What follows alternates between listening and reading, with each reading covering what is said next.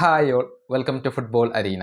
UEFA champions ലീഗിൻ്റെ quarter final പോരാട്ടത്തിൽ കിടിലൻ മത്സരങ്ങളാണ് ഫുട്ബോൾ ആരാധകരെ കാത്തിരിക്കുന്നത്. ഇതിൽ ഏറ്റവും കൂടുതൽ ആകർഷകമായ ഒരു മത്സരം അത് കരുത്തരായ റയൽ മാഡ്രിഡും ബയേൺ മ്യൂണിക്കും തമ്മിൽ ഏറ്റുമുട്ടുന്നു എന്നുള്ളതാണ്.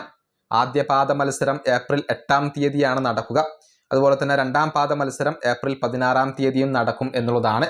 മികച്ച വിജയം നേടിക്കൊണ്ടാണ് ബയേൺ ഇപ്പോൾ വരുന്നത്. 2-10 ഗോളുകൾക്കാണ് ഇപ്പോൾ അറ്റ്ലാന്റയെ അവർ ഇരുപാദങ്ങളിലായി പരാജയപ്പെടുത്തിയിട്ടുള്ളത്.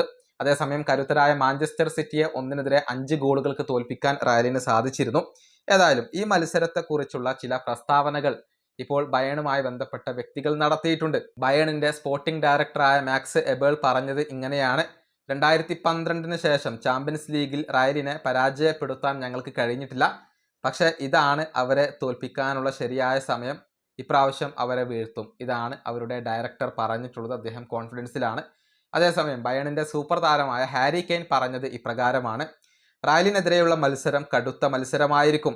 ചാമ്പ്യൻസ് ലീഗിൽ എപ്പോഴൊക്കെ അവരെ നേരിടുന്നുവോ അപ്പോഴൊക്കെ നിങ്ങൾക്ക് ഫൈറ്റ് ചെയ്യേണ്ടി വരും. ആ മത്സരത്തിന് ഞങ്ങൾ റെഡിയാകും.